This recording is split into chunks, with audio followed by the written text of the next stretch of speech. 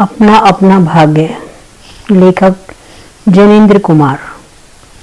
बहुत कुछ निर्देश घूम चुकने पर हम सड़क के किनारे की एक बेंच पर बैठ गए। नैनीताल की संध्या धीरे धीरे उतर रही थी। रुई के रेशे से भाप से बादल हमारे सिरों को छू छू कर बेरोक टोक घूम रहे थे। हल्के प्रकाश और अंधियारी से रंग कर कभी वे नीले दिखते, कभी सफेद, और फिर देर में अरुण पड़ जाते। वे जैसे हमारे साथ खेलना चाह रहे थे। पीछे हमारे पोलो वाला मैदान था। सामने अंग्रेजों का एक प्रमोद गृह था, जहां सुहावना रसीला बाजा बज रहा था, और पाशरों में ही वही सुरमई अनुपम नैनीताल। ताल में किश्तियां अपने सफेद पाल उड़ाती हुई एक दो अंग्रेज यात्रियों को लेकर इधर से उधर और उधर से इधर खेल रही थी। कहीं कुछ अंग्रेज एक एक देवी सामने प्रस्थापित कर अपनी सुई सी शक्ल की डोंगियों को मानो शर्त बांधकर सरपट दौड़ा रहे थे।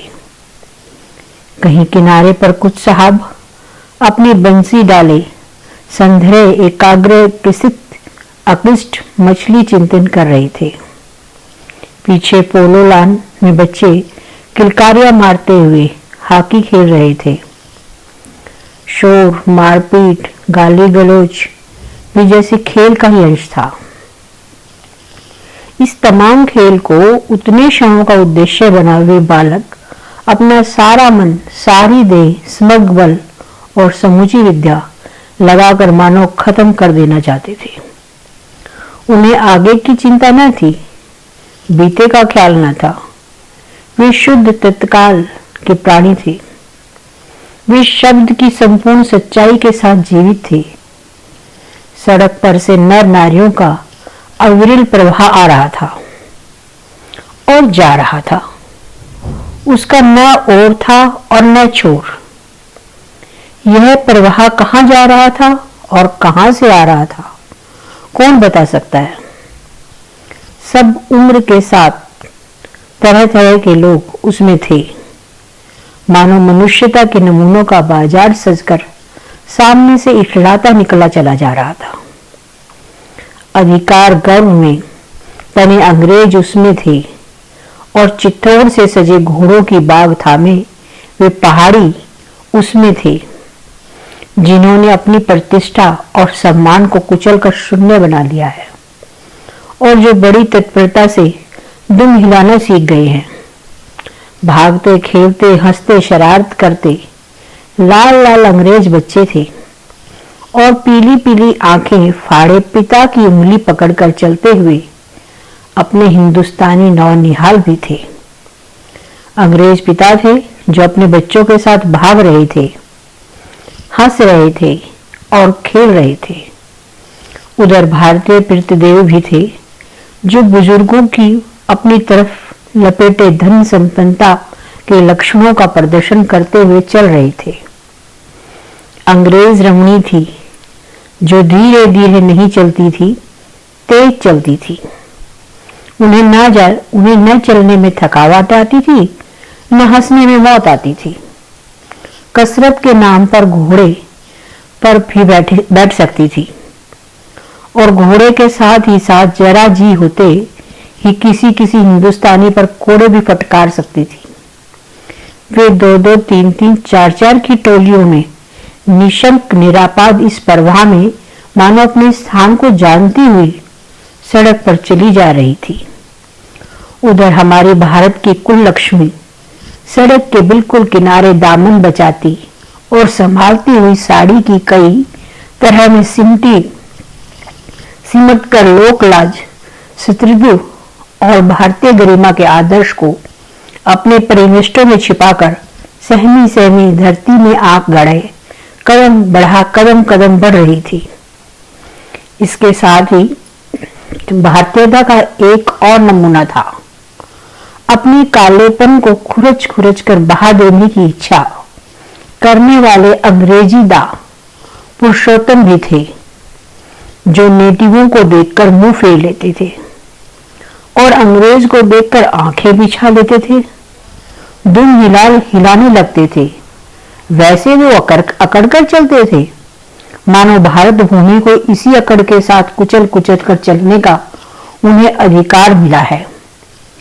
घंटे के घंटे सरक गए, अंधकार गाढ़ा हो गया, बादल सफेद होकर जम गए, मनुष्यों का वहां तांता एक एक कर्षण हो गया।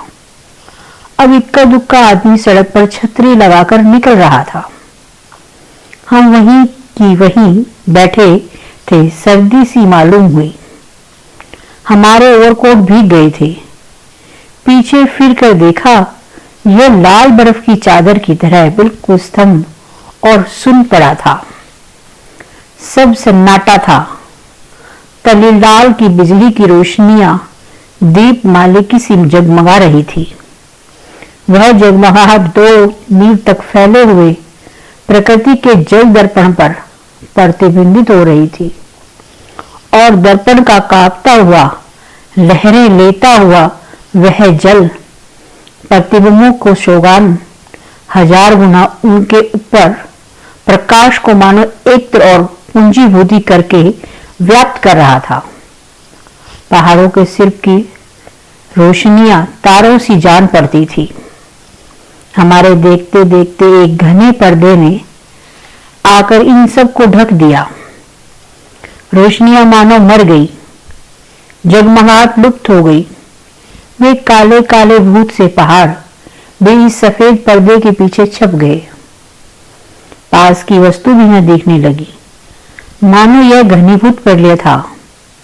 सब कुछ इस घनी गहरी सफेदी में दब गया। एक शुभ्र महासागर ने फैलकर संस्कृति के सारे अस्तित्व को डुबो दिया। ऊपर नीचे चारों तरफ एक निभृत सफेद शून्यता ही फैली हुई थी। ऐसा घना कोहरा हमने कभी न देखा था। वह टप टप टपक कर रहा था। मार्ग अब बिल्कुल निर्जन चुप था। वह परवाह न जाने किन घोंसलों में जा छिपा था। उस वेदाकार शुभ शून्य में कहीं से 11-12 टन हो उठा, जैसे कहीं दूर कब्र में से आवाज आ रही हो। हम अपने अपने होटलों के लिए चल दिए। रास्ते में 2 मित्रों का होटल मिला। दोनों वकील मित्र छुट्टी लेकर चले गए। हम दोनों आगे बढ़े। हमारा होटल आगे था। ताल के किनारे किनारे हम चल रहे थे। हमारे ओवरकोट तर हो गए थे। बारिश नहीं मालूम होती थी, पर वहां तो ऊपर नीचे हवा से कण कण में बारिश थी। सर्दी इतनी थी कि सोचा कोट पर एक कंबल और होता तो अच्छा होता। रास्ते में ताल के बिल्कुल किनारे पर बेंच पड़ी थी। मैं जी में बेचैन हो रहा था। झटपट होटल पहुंचकर इन भीगे कपड़ों से छुट्टी पा गर्म बिस्तर में छिपकर सोना चाहता था, पर साथ के मित्रों की सनक कब उठेगी, कब थमेगी, इसका पता न था। और वह कैसी क्या होगी, इसका भी कुछ अंदाजा न था। उन्होंने कहा, आओ जरा यहां बैठें। हम उस चुते कोहरे में रात के ठीक 1 बजे तालाब के किनारे उस भीगी बर्फ से ठंडी हो रही लोहे की बेंच पर बैठ गए। 5, 10, 15 मिनट हो गए। मित्र के उठने का इरादा ना मालूम हुआ। मैंने खिस्साकर कहा, चलिए भी। अरे जरा बैठो भी। हाथ पकड़कर जरा बैठने के लिए जब इस जोर से बैठा लिया गया तो और चारा ना रहा। लाचार बैठे रहना पड़ा। सनक से छुटकारा आसान ना था, और यह जरा बैठना जरा न था, बहुत था। चुपचाप बैठे तंग हो रहा था। कुड़ रहा था कि मित्र अचानक बोले, देखो वह क्या है। मैंने देखा, कोहरे की सफेदी में कुछ ही हाथ पर दूर से काली सी सूरत हमारी तरफ बढ़ी आ रही थी। मैंने कहा, होगा कोई। 3 गज की दूरी से दिख पड़ा एक लड़का सिर के बड़े बड़े बालों को कुचलाता चला आ रहा था। नंगे पैर हैं, नंगा सिर, एक मैली सी कमीज लटकाए है, पर उसके ना जाने कहां पड़ रहे हैं, पर उसके पैर उसके ना जाने कहां पड़ रहे हैं, और वह ना जाने कहां जा रहा है, कहां जाना चाहता है। उसके कदम में जैसे कोई ना अगला है न पिछला है, न दाया है न बाया है। पास ही चुंगी की लालटेन के छोटे से प्रकाश रथ में देखा कोई 10 बरस का होगा। गोरे रंग का है, पर मैल से काला पड़ गया है। आंखें अच्छी बड़ी पर रूखी हैं। माथा जैसे अभी से झुर्रियां खा गया है। वह हमें न देख पाया। वह जैसे कुछ भी नहीं देख रहा था, न नीचे की धरती, न ऊपर चारों तरफ फैला हुआ कोहरा, न सामने का तालाब और न बाकी दुनिया। वह बस अपने बेकार विगत वर्तमान को देख रहा था। मित्र ने आवाज दी। उसने जैसे जाग कर देखा और पास आ गया। तू कहां जा रहा है? उसने अपनी सूनी आंखें फाड़ दी। दुनिया सो गई, तू ही क्यों घूम रहा है? बालक मौन मुख फिर भी बोलता हुआ चेहरा लेकर खड़ा रहा। कहां सोएगा? यहीं कहीं। कल कहां सोया था? दुकान पर। आज वहां क्यों नहीं? नौकरी से हटा दिया। क्या नौकरी थी?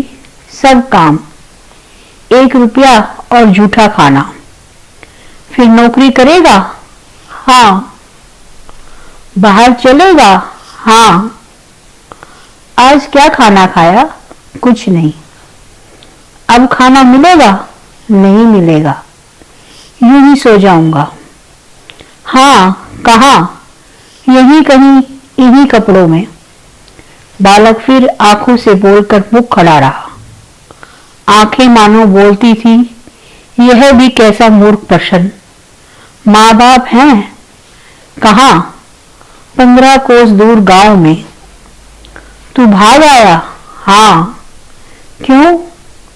मेरे कई छोटे भाई बहन हैं, सो भाग आया। वहां काम नहीं, रोटी नहीं, बाप भूखा रहता था और मारता था। माँ भूखी रहती थी और रोती थी, सो भाग आया। एक साथी और था, उसी गांव का, मुझसे बड़ा था।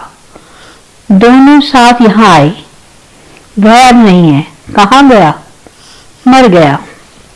मर गया? मर गया? हाँ, साहब ने मारा, मर गया। अच्छा, हमारे साथ चल। वह साथ चल दिया। लौटकर हम वकील दोस्तों के होटल में पहुंचे। वकील साहब, वकील लोग होटल के ऊपर के कमरे में उतर कर आए। कश्मीरी दोशाला लपटे थे, मोजे चढ़े, पैरों में चप्पल थी। स्वर में हल्की सी झुंझुलाहट थी, कुछ लापरवाही थी। आहा, फिर आप कहिए, आपको नौकर की जरूरत थी ना? देखिए, लड़का है। कहां से लाए? इसे आप जानते हैं? जानता हूं, यह बेईमान नहीं हो सकता। अजी, ये पहाड़ी बड़े शैतानी होती हैं। बच्चे बच्चे में गुल छिपे रहते हैं। आप भी क्या अजीब हैं। उठा लाए कहीं से। लो जी, यह नोक कर लो। मानिए तो यह लड़का अच्छा निकलेगा। आप भी जी बस खूब है। ऐरे गहरे को नौकर बना लिया जाए, अगले दिन वह ना जाने क्या क्या लेकर चंपत हो जाए। आप जानते ही नहीं मैं क्या करूं। माने क्या खाक। आप भी जी अच्छा मजाक करते हैं। अच्छा, अब हम सोने जाते हैं। और वे 4 रुपए रोज के किराए वाले कमरे में सजी मसरी पर सोने झटपट चले गए। वकील साहब के चले जाने पर होटल के बाहर आकर मित्र ने अपनी जेब में हाथ डालकर कुछ टटोला, पर झट कुछ निराश भाव से हाथ बाहर कर मेरी ओर देखने लगे। क्या है? इसे खाने के लिए कुछ देना चाहता था। अंग्रेजी में मित्र ने कहा, मगर 10-10 के नोट हैं। नोट ही शायद मेरे पास हैं, देखूं? सचमुच मेरे पॉकेट में भी नोट ही थे। हम फिर अंग्रेजी में बोलने लगे। लड़के के दांत बीच बीच में खटखटा उठते। कड़ाके की सर्दी थी। मित्र ने पूछा तब? मैंने कहा 10 का नोट ही दे दो। सक पकाकर मित्र मेरे मुंह देखने लगे। अरे यार, बजट बिगड़ जाएगा। हृदय में जितनी दया है, पास में उतने पैसे तो नहीं। तो जाने दो, यह दया ही इसे जमाने में बहुत है। मैंने कहा। मित्र चुप रहे, जैसे कुछ सोचते रहे। फिर लड़के से बोले, अब आज तो कुछ नहीं हो सकता, कल मिलना। वह होटल डी पर पब जानता है, वहीं कल 10 बजे मिलेंगे। हाँ, कुछ काम देंगे हजूर? हाँ हाँ, ढूंढ दूंगा। तो जाऊं? हाँ, ठंडी सांस खींचकर मित्र ने कहा, कहाँ सोओगे? यहीं कहीं बेंच पर पेड़ के नीचे, किसी दुकान की भट्टी में। बालक फिर उसी प्रेत गति से एक ओर बढ़ा और कुहरे में मिल गया। हम भी होटल की ओर बढ़े। हवा तीखी थी, हमारे कांटों को पार कर बदन में तीर सी लगती थी। सिकुड़ते हुए मित्र ने कहा, भयानक शीत है। उसके पास बहुत कम कपड़े। यह संसार है यार। मैंने स्वार्थ की फिलॉसफी सुनाई। चलो पहले बिस्तर में गर्म हो लो, फिर किसी और की चिंता करना। उदास होकर मित्र ने कहा, स्वार्थ जो कहो, लाचारी कहो, निष्ठुरता कहो या बेहयाई कहो। दूसरे दिन नैनीताल स्वर्ग के किसी काले गुलाम पशु के दुलारे का वह बेटा, वह बालक निश्चित समय पर हमारे होटल डी पब में नहीं आया। हम अपनी नैनीताल की सैर खुशी खुशी खत्म कर चलने को हुए। उस लड़की की आस लगाते बैठे रहने की जरूरत हमने न समझी।